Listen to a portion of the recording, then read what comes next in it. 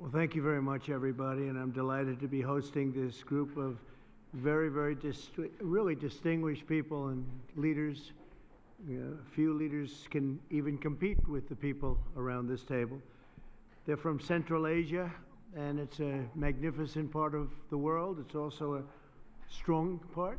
It's a tough part, and there's nobody tougher or smarter than the people we have gathered tonight. I'd like to thank Vice President J.D. Vance and Secretary Rubio, Secretary Bessent, Special Envoy Steve Witkoff, Ambassador Sergio Gore, going to India very shortly. Congratulations, Sergio. And Rick Grinnell, who's always done a fantastic job. Thank you, Rick, very much. And Senators Jim Risch and Steve Daines for being here. We have some other people coming in a little while. Very distinguished people. I've just completed a series of outstanding bilateral meetings with these leaders in the Oval Office to discuss our ties with this very important part of the universe. We're strengthening our economic partnerships, improving our security cooperation, and expanding our overall bonds. A tremendous amounts of trade was done just in the last little while. Lots of great products, military products and otherwise, are being bought from the United States. We make the best military equipment by far in the world, and they understood it, really have understood it for a while, ever since I've been in office, where we rebuilt completely our military. I want to thank all of the leaders for being here and for their dedication to a strong relationship with the USA. The nations of Central Asia, known as the C5, sit at the historical and geographic crossroads of the world. These nations were once home to the ancient Silk Road connecting east and west. Great history, tremendous, beautiful history. Today, their location in the heart of Eurasia gives them incredible importance and unbelievable potential. Sadly, previous American presidents neglected this region completely. It's an unbelievable region, and by the way, it happens to be an extremely wealthy region, too. But we are fixing that mistake, and I'm committed to making America's partnership with each of these countries stronger than ever before. And I've had a relationship long before this. We've had a great relationship with some of the leaders sitting at the table, and I understand the importance of this region. One of the most important regions. A lot of people don't know that or didn't know that. One of the key items on our agenda is critical minerals. In recent weeks, my administration has strengthened American economic security by forging agreements with allies and friends across the world to broaden our critical mineral supply chains. We had a great relationship and a great meeting with President Xi of China. And we went also, as you know, our new and fantastic Prime Minister of Japan. If you take a look, what we've done is pretty amazing. We were with the President of South Korea. We went to Malaysia and lots of other places, and had a lot of meetings while in South Korea, and I think it was a tremendous period of time. We took in at least $2 trillion pouring into our country. There's never been anything like it. We have almost $18 trillion of investment, and by the time we finish out our first year, we probably will have about 20 or 21 trillion, with a T, trillion dollars of investment, and there's never been anything like that in the history of the world, not just the United States. This is really the world we're talking about, nor has anything been close. It's a great honor. I've had a very talented team next to me, but it's a great honor to have that kind of economic power. This was helped greatly by tariffs. It was helped greatly by November 5th, which was the election, presidential election. But our countries and the countries that we're dealing with, they're promoting security, stability, and everything else that you can imagine for the entire world. 3 months ago, my administration also brokered a historic peace agreement between nearby Armenia and Azerbaijan, one of the 8 wars that we ended in 8 months. At that time, 8 months, we're looking to end one more, if that's possible. Russia and Ukraine. We haven't gotten there yet, but I think we've made a lot of progress. As I said at the time, that historic accord includes the construction of the new Trump route. It's such a beautiful thing. They named it after me. I really appreciate it. It's actually a big deal. But it's the new Trump route for international peace. This is a road that's being carved and goes through some of the most important places anywhere in the world, some of the most important places economically also anywhere in the world, which will boost commercial activity on the other side of the Caspian Sea, helping nations throughout Central Asia. I'm optimistic that each of the countries here today will reap the benefits of peace if they embrace the opportunity that we've unleashed with the agreement. Some of the countries we're talking about and some of the countries represented here are going to be joining the Abraham Accords, the Abraham Accord, and that those announcements will be made over the next little while. The Abraham Accords are very sought after right now. We're going to be announcing some very important countries that are joining, and for Jared and for Steve Witkoff, we appreciate the great job you've done this evening. I'm also delighted to report that Kazakhstan has officially agreed, and that's official now, as of about 15 minutes ago. A tremendous country with a tremendous leader has officially joined the Abraham Accords. And I just want to thank you, Mr. President. It's a great honor. It's a tremendous honor to have you. Really great. Once again, I'm grateful that each of these respected leaders has made the trip to Washington, and I'm delighted to continue our conversation over dinner. We're going to have a little working dinner, short one. They've been flying a long way. It's a long flight, but we're going to have a quick but very fruitful dinner. I want to thank the media. You've covered it very fairly, and it's really a great honor to be with these incredible leaders. These are highly respected people, and there's no games. They don't play games, I want to tell you that. So maybe I'd like to ask you, Mr. President, to say a few words if you'd like, and we can go through the list of the five, and then we'll have a little dinner, please. Mr. President, first of all, I would like to express my sincere gratitude to you for convening this truly historic meeting at the White House. And under your steadfast leadership, this summit marks the beginning of a new era of interaction between the United States and Central Asia. Precisely 1 year ago, you achieved a landslide victory in historic election which was absolutely clean and fair. And once again, my congratulations. Thank you. And my strong belief that, Mr. President, you are the great leader, statesman, sent by heaven to bring common sense and traditions that we all share and value back into the United States policy, either domestic or foreign. Therefore, millions of people in so many countries are so grateful to you. And I'm convinced that your wise and bold policy needs to be strongly supported worldwide. Thank you. Under your presidency, America is ushering in a new golden age. I commend your far-sighted vision of making America great again. This inspires me to pursue target-oriented strategy towards building just and strong Kazakhstan on the basis of my concept, law and order. As President of Peace, you, Mr. Trump, brought to an end 8 wars just within 8 months. Thus, you have evidently reinforced America, its role as a pillar of international stability. Mr. President, I highly appreciate your unwavering support to advancing Kazakh-American multifaceted cooperation.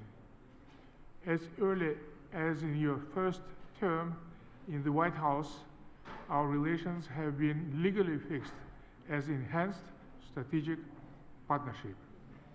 The United States is the largest investor with over $100 billion in our economy, as its Perpetuum Mobile. Our trade turnover has doubled in recent years and is approaching $5 billion. We cover almost 25% of America's domestic uranium demand. Kazakhstan has become a home country for 600 American companies.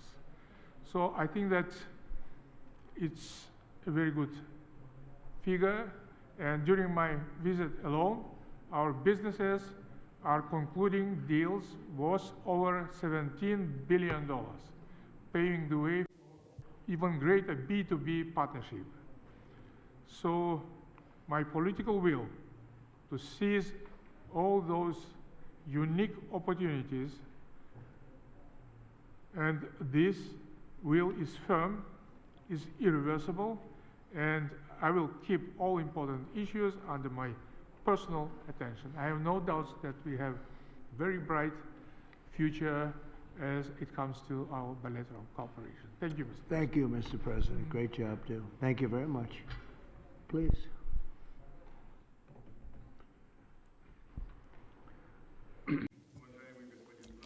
Esteemed Mr. Trump, we highly value your personal contribution to reboot process of C5+1.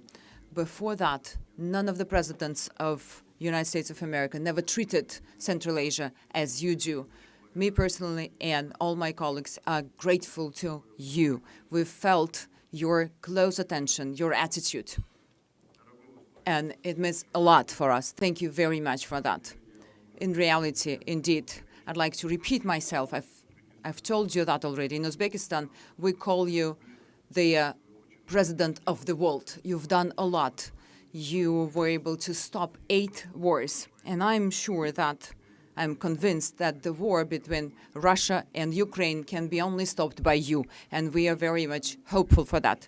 Today's summit shows that the United States of America foresees Central Asia as key partner. Together, we develop future which is based on trust and pursuance to creation. I have a number of proposals. We would like to establish a permanent secretariat and place it based on rotations in different countries of Central Asia. Number 2, to establish a coordination council on investments and trade, and to provide for the systemic dialogue between public authorities and companies. We think that the idea to establish a Central Asian investment partnership would be a good idea. So we were able to agree on that in 2020. We are ready to continuously work with the U.S. on establishing communicational and energy projects, transportation, to link Central Asia and Europe, applying and using Trump route. 3-year plan has been established, as I told you already, to implement our investment program for $34 billion. Those are large projects, and we've discussed it with you already, both in New York and today I've mentioned it to you. So we have strong perspective. Once again, I would like to express my deepest gratitude for all that has been already done. And we will take back a lot of results from this summit. It is a landmarking summit, and your attitude towards all of us means your great support to us to strengthen Central Asia and to strengthen the partnership between Central Asia and the U.S. C5+1 have to become efficient mechanism of our practical partnership. And I propose to host our next summit in 2026 in Samarkand to establish this further.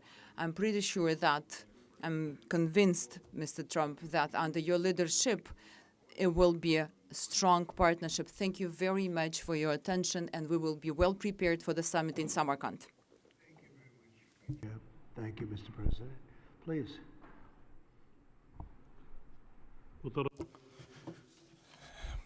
President Donald Trump, I thank you very much for your invitation to participate in today's very important high-level commemorative meeting in the format of C5+1.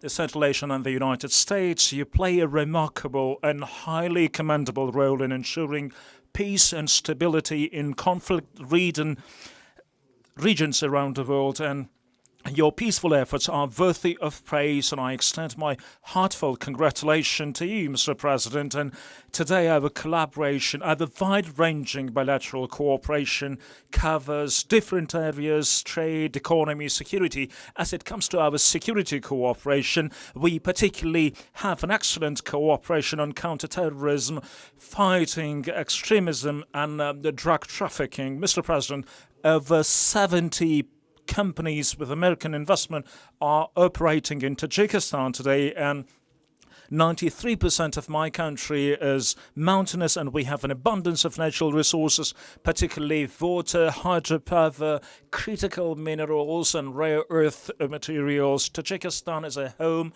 for 13,000 glaciers, and approximately 60% of Central Asian water resources originate in Tajikistan, and our country is rich in strategically important minerals, including rare earth minerals and critical materials. Tajikistan is a member of both the European Union's Critical Raw Materials Club and the United States Minerals Security Partnership Instrument. And according to the United States Geological Survey, our country ranks the second in the world in terms of antimony production, and is currently the largest producer of metallic antimony, which is the United States so deeply interested in. And we have a brilliant cooperation on this. And last year, antimony accounted for 97% of Tajikistan total exports to the United States. In 2024, Tajikistan produced and exported 17,000 tons of metallic antimony, primarily to the United States. And the activities of ANZOB, joint venture in ANZOB Metallurgical Company in Tajikistan, with American investment by Kamsap, American company, exemplify our strong and long-enduring collaboration. However, there are still many opportunities in terms of trade and investment, and we are interested in expanding economic and trade cooperation between our countries. So there is a good opportunity to cooperate in creating new generation of sustainable artificial intelligence data centers. And since we have a brilliant cooperation between our air companies, and since 2008, Tajikistan Soman Air Company had purchased 8 mid-sized Boeing aircraft with a total volume of $440 million, and this company is expected to receive 2 more modern Boeing 737 MAX 8 aircraft next year, and the total commercial package of Boeing with the Soman Air exceeds $3 billion. And American companies, so we have excellent cooperation with American companies over the last 20 years, and the American companies, they're particularly interested in antimony and many rare earth minerals, which Tajikistan has abundant resources, and Tajikistan, among the Central Asian countries, has a very rich, boundless potential and resources in critical minerals, and we are very keen to continue closely our cooperation on security items, which we are so concerned for so far. And I wish you every bit of luck and to your endeavors as a president of peace. Please.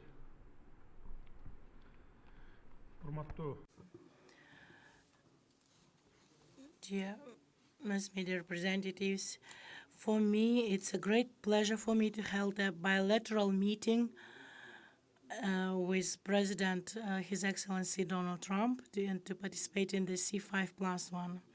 First and foremost, I would like to express my sincere gratitude to President Donald Trump for his kind invitation and warm hospitality and this opportunity to speak about important topics. Kyrgyzstan values the United States of America as one of the important partners in foreign policy. During our bilateral meeting, we discussed some actual topics of the Kyrgyz-US relations, as well as the strengthening cooperation between the Central Asian countries.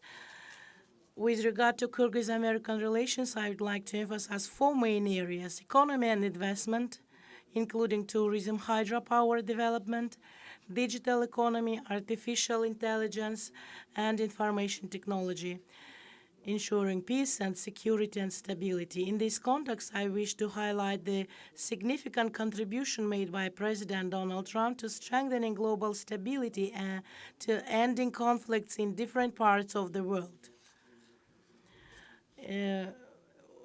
When I started my office of the president, I identified the main priority as resolve border issues with our neighboring states in the spirit of good neighborhoodness. Today, after 5 years, I'm pleased to note that together with my counterparts, we have successfully achieved this goal, most importantly through peaceful means. As a result, the role of Central Asia in global politics has grown substantially, and major powers have shown increasing interest in cooperation with the region. The C5+1 format has become an important platform for advancing political dialogue, and I'm very glad about that. I would like to express my special appreciation to Your Excellency President Donald Trump for initiating and hosting today's summit, and we really feel warm hospitality. We highly value this step and regard it as a demonstration of the United States' goodwill and commitment towards Central Asia and friendship. I am confident that our joint efforts will lead to concrete, mutually beneficial outcomes for both nations and people. Thank you very much for your attention. Thank you very much. Thank you very much. Please.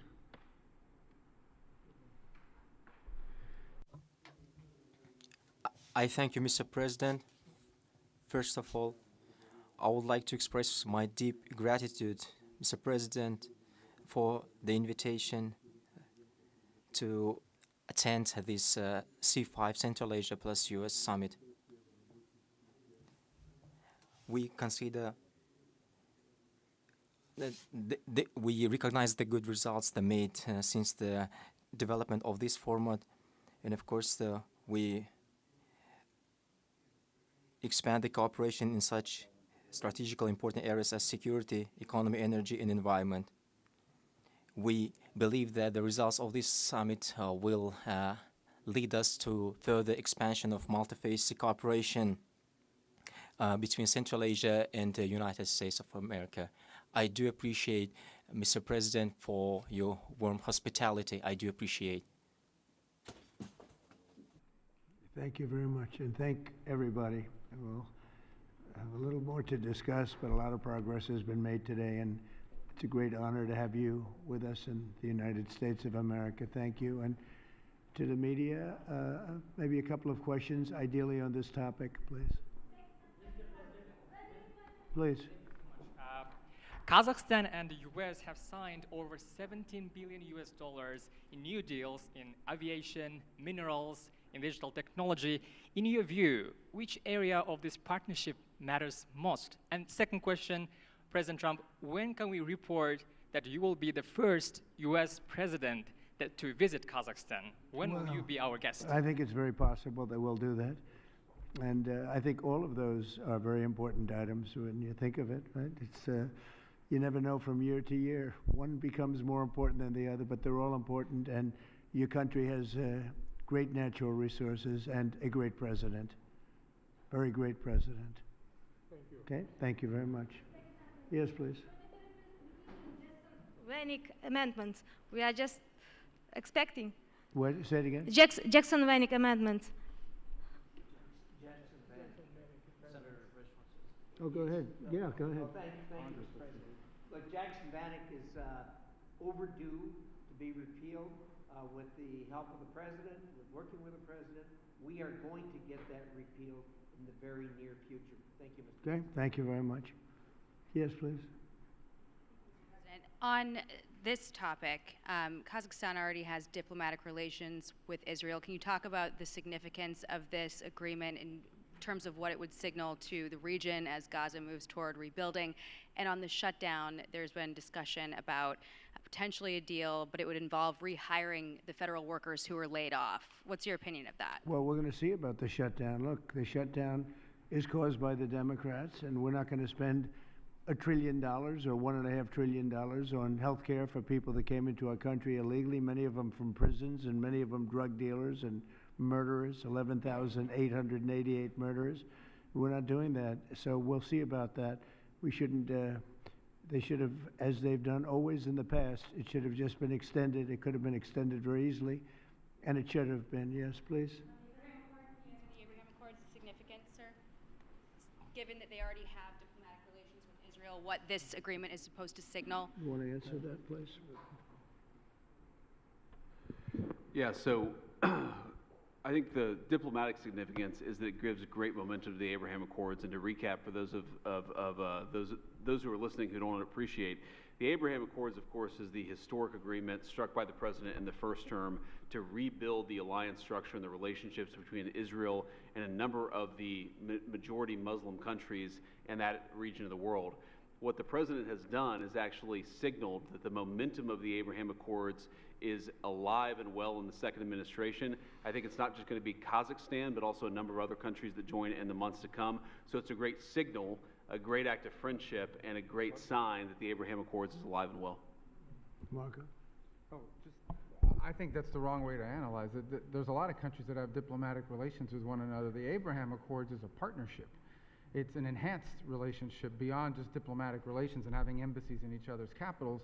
It is, and it's not just with Israel, it's with all the other countries that are part of the Accord. You're now creating a partnership that brings special and unique economic development on all sorts of issues that they can work on together. So that's really the benefit of it, and the strength of it is to have majority Muslim countries, the Jewish state, able to partner on things to show the world that it is possible. Essentially, we've really expanded the Abraham Accords, and one of the reasons is we are right now in negotiations or talks with many countries that really wanted to come in, but they couldn't because of the status of Iran. When Iran had a possibility of nuclear weapons, which they do not have now, when Iran was the bully of the Middle East, let's call it the bully of the Middle East, which it isn't anymore, they had a hard time going against that. I understand that. Now that Iran has been very much decimated in terms of their nuclear and in terms of their regular, because of the actions we took with those beautiful B-2 bombers and other things, people really want to come in. And so we are in very active discussions with the more traditional potential members of the Abraham Accords. The four originals are phenomenal, and they're doing really well. They're making a lot of money with trade and other things being in the Abraham Accords, and we're expanding it a little bit. When a few of these countries come in, that's a great expansion, and these are very substantial countries. So we consider that a great honor. It was brought to our attention that they wanted to do that, and we think that's great. So it's really an expansion of the Abraham Accords, okay? Hi, Mr. Yeah, please, President. go ahead. Yes, thank you so much for your time, sir, on these important issues. I wanted to hear if you have an update on the Russian oil sanctions. We're seeing reports that the exports are way down. So how do you think that could affect the war in Ukraine, the United States' interests, and your partners here tonight, too? Well, I can say that the exports from Russia are way down. We'd just like to see an end to the war. We'd love to see an end to that war. So many people are being killed. A lot of Russian soldiers are being killed. So we think at some point they're going to get very smart and they're going to do that. So, yeah, the Russian exports are substantially down. What is your Trump doctrine on foreign policy, is in particular related to South and Central Asia and China? Well, look, we had a tremendous meeting, as you know, with President Xi in China, and my doctrine would be denuclearization, because we have enough nuclear. We're number one, Russia's number two, China's number three, way behind, but they'll be even in 4 or 5 years. They're, working overtime on nuclear weapons. I think that denuclearization would be a great thing. We could blow up the world 150 times. There's no need for this. So I really think we're going to have, I've spoken to President Putin about it. I've spoken to President Xi about it. and everybody would like to spend all of that money on other things, people that really, things that can benefit people now. So I think something like that could happen, the denuclearization. It's really, I want peace through strength, but we want peace all over the world, and we're very close to getting it. We had a lot of wars raging that people didn't know about. Now they're not raging anymore. We have one left, and we're going to hopefully get that taken care of. Yes, sir, go ahead. President, do you have an update on how soon that international stability force may be on the ground in Gaza? Very soon. It's going to be very soon. And Gaza's working out very well. And you haven't been hearing too much about problems. And I'll tell you, we've had countries that have volunteered. If there's a problem with Hamas, as an example, or a problem with anything, but they volunteered to, on a single basis, go in and take care of it. We have very powerful countries in this coalition. And it's not, this is because I've heard some of the press saying, well, it's a very tentative, or it's not tentative. This is a very strong peace. This is peace in the Middle East. Hamas is a very small part of it, very, very small part. And if they don't do as they said, if they don't behave, then they've got themselves a big problem, a really big problem like they've never had. But so far, it seems to be working out very well. But that's a very small part of what we're talking about. That's a part of Gaza. You're going to have a very, I think we can say, Marco, we have a very strong peace. This is a strong peace. We have many countries involved in the Middle East. Essentially, these countries are all involved. They want to see peace in the Middle East. And Marco, what would you say about that? No, I think that's right, Mr. President, and you deserve a tremendous amount of credit for making that possible. And now I think the only reason why it's going to continue to happen is because of the President's role in this. So there's work being done at the United Nations now to come up with a resolution that creates the framework internationally so that these countries who are all volunteering, as you know, Mr. President, to be a part of the stabilization force can come aboard. But they need this UN mandate in order to be able to do it. And we've made a lot of progress over the last few days. And Jared Kushner and Steve Woodcock have been working very hard on that, and today was a good day on that front. Okay. Yeah, go ahead, please. Fox. Will you discuss the Abraham Accords when you meet with the president of Syria?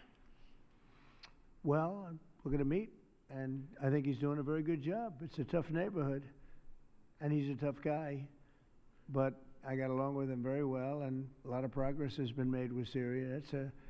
That's a tough one, but a lot of progress has been made. We took the sanctions off at the request of Turkey, at the request of actually Israel, at the request of a few different countries, and we took the sanctions off to give them a chance. And frankly, Iran has been asking if the sanctions could be lifted. Iran has got very heavy U.S. sanctions, and it makes it really hard for them to do what they'd like to be able to do. And I'm open to hearing that, and we'll see what happens, but I would be open to it. But we did take the sanctions off Syria in order to give them a fighting shot. And I think so far I think he's doing a very good job so far. Fox? Thank you, Mr. President. A federal judge said tonight that the administration has to fully fund SNAP. It's the latest in a back and forth, and the Justice Department said they're going to appeal it. What's your message to folks as they work this out in the courts and in Congress as we're heading into Thanksgiving? You want to go with that? Yeah, look, Jackie, it's an absurd ruling because you have a federal judge effectively telling us what we have to do in the midst of a Democrat government shutdown, which what we'd like to do is for the Democrats to open up the government. Of course, then we can fund SNAP, and we can also do a lot of other good things for the American people. But in the midst of a shutdown, we can't have a federal court telling the president how he has to triage the situation. We're trying to keep as much turned on. We're trying to keep as much going as possible. The president and the entire administration are working on that, but we're not going to do it under the orders of a federal judge. We're going to do it according to what we think we have to do to comply with the law, of course, but also to actually make the government work for people in the midst of the Democrat government shutdown. If they would like to end this, we would welcome working with them to end this government shutdown, and then we wouldn't have to triage what we're going to fund and what we're not going to fund. And the last thing that I'll say is the American people are unfortunately about to start suffering some very real consequences because of the shutdown. In the past, when you had a government shutdown, you would have, under the Obama administration, they would lean into all of the problems it was going to cause for the American people at the beginning of the shutdown. The president has told us to keep as much going as humanly possible. But after 30 days of this thing, 40 days of this thing, you're going to start seeing very real travel delays. That's because the Democrat government shut down. You're going to start seeing SNAP benefits run out. That's because the Democrat government shut down. They should stop this charade and open up the government. That's what we want them to do. We've been asking them to do it for 40 days. It's time. And you know, one other thing, our country has to remain very liquid because problems, catastrophes, wars, could be anything. We have to remain liquid. We can't give everything away based on a number. Here's an example. When I was president, the number that you're talking about was a tiny fraction of what it is now. Biden went totally crazy, gave it to anybody that would ask, gave it to people that were able-bodied, had no problem. Anybody that would ask, we get the number. And it's many times the number of people are on. This wasn't meant for that. It was meant for people that had real problems, in many cases, people that were down and out, people that could be saved. It wasn't meant for people that could do whatever they want, the people that say, well, I don't think I'll work, I'll just, collect this money. Take a look at the number of what it was during my administration and what it was during the Biden administration. It went up many, many times my first term. One other thing, a number came out today that was amazing. Walmart. I trust Walmart, Arkansas, great place, Arkansas, great company, Walmart. They announced today, after many years, they do this every year for many years, that Thanksgiving for the United States of America under Donald Trump as president is 25% less for Thanksgiving meal with all the trimmings than it was under Sleepy Joe Biden's administration. So we talk about affordability. I think that's the best chart. That's better than a poll. That's better than anything I can think of.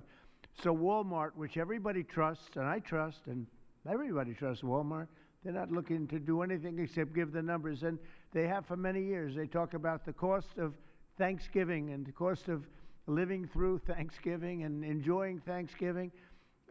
For Joe Biden, it was 25% more than it is for me. At a later time, our energy costs are way down, our groceries are way down, everything is way down, and the press doesn't report it. The press reports whatever the con people say. I call the Democrats con men and women. They make up numbers. But when you look at 25% reduction in costs for Thanksgiving between Biden and me, meaning this administration, that's a tremendous number.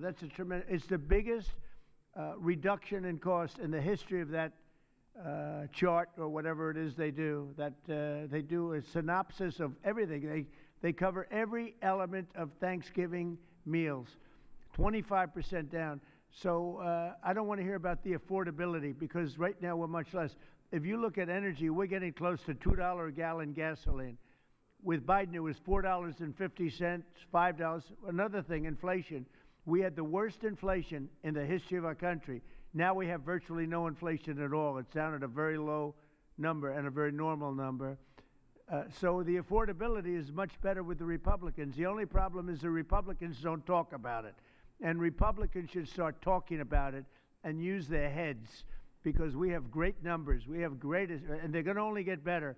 When all these jobs open up, all these factories open up that are being built all over our country, we are building auto plants. We're building AI plants. We're leading in AI over China and everybody else. When all of these plants start opening, we're going to have a revolution, a positive revolution, economic revolution like never before. Thank you very much, everybody. Thank you. Thank you.